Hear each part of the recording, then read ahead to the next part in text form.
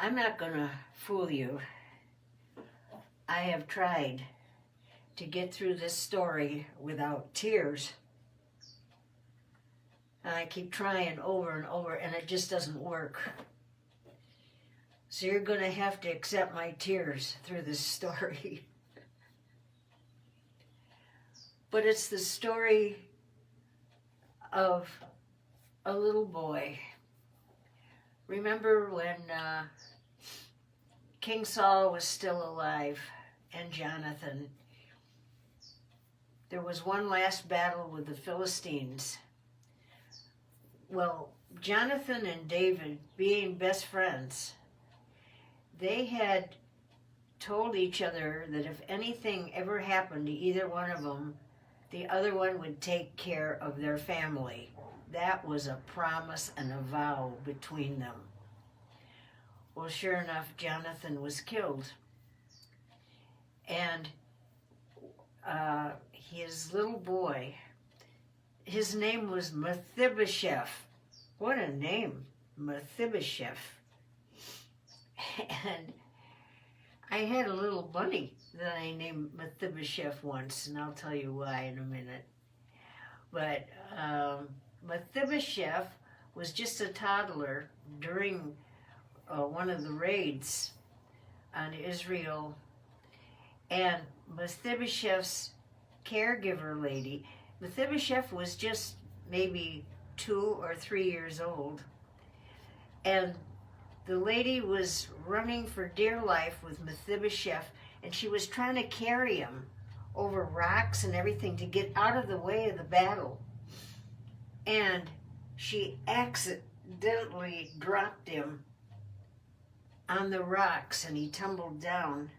So she went to pick him up. He was screaming and yelling. She tried to set him run, He couldn't. Well, come to find out that both of his feet were broken from the fall. But they got out of there. But Mephibosheth had broken feet for life.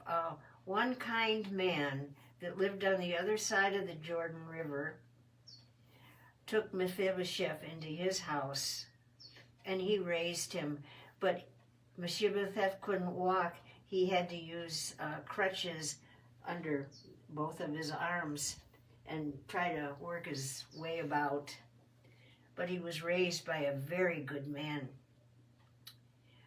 Well, David had remembered the vow that he and Jonathan made before Jonathan was killed of taking care of one another's children. And David wondered often about whatever happened to Jonathan's little boy. So he sent a man out searching and looking for this little boy, and the man found him.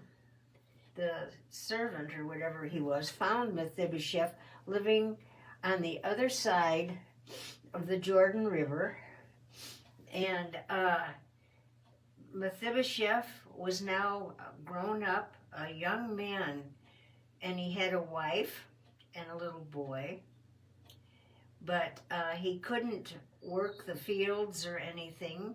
He was just so crippled.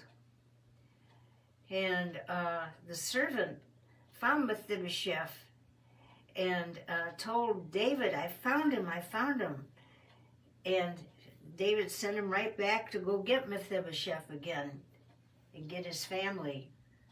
And so the servant brought him back, and David told Mephibosheth who he was. Mephibosheth had no clue on who he was. And he said, you're Jonathan's son, now you're going to be my son. Wow, what? And so he said, Mephibosheth, I want you to own all this property out here. I want to give that to you as a gift.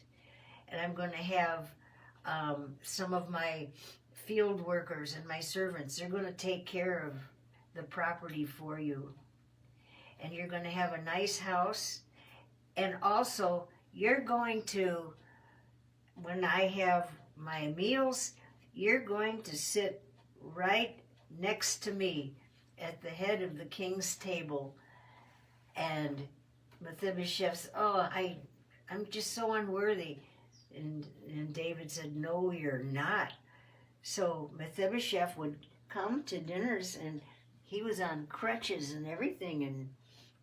And David said, put your feet under my table. I told you I can't get through this without crying. I get embarrassed, but I got to tell the story.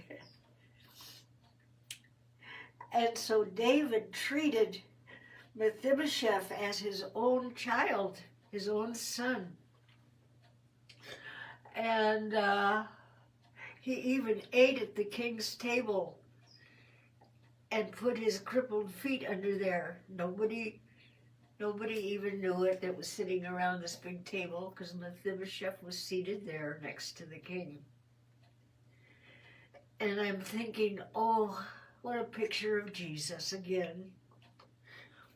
David was a man, it says, after God's own heart. He wanted the ark brought back. He wanted righteousness brought back into Israel.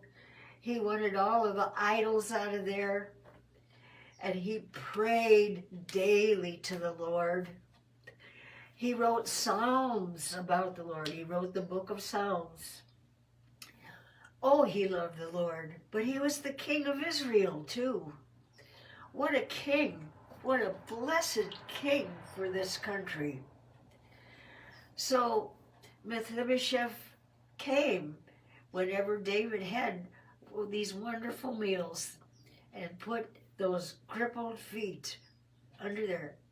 And I'm thinking of me and my life, and probably yours.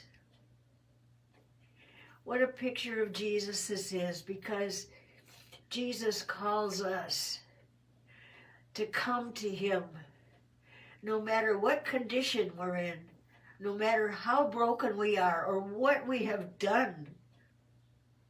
He says, please come and dine with me. Put your crippled feet under my table. Sit next to me. You are now my son, or you're my daughter. That's the way it was with David. He told Mephibosheth he was now going to be his son. What a position. What a heritage we have in Jesus Christ. He says, whoever wants to can come, and we can put our feet under the king's table and be called his children. And that's what he did for me. I am so unworthy, so unworthy. I'm crippled, but the Lord has blessed me with a promise of much wealth. He gave all this land to Mephibosheth so he would never have any want again. And he invited him to sit with him at his own table. What a position we're in, to be called the child of a king in my condition. Yes, and this is what makes me cry when I think of where I was and the position that he has elevated me to. Oh, thank you, Lord. Thank you so very much. Well, I'm done. I told you I can't get through this without tears. I've tried. It just doesn't work. So take it as it is. Okay, see you next time. Bye-bye.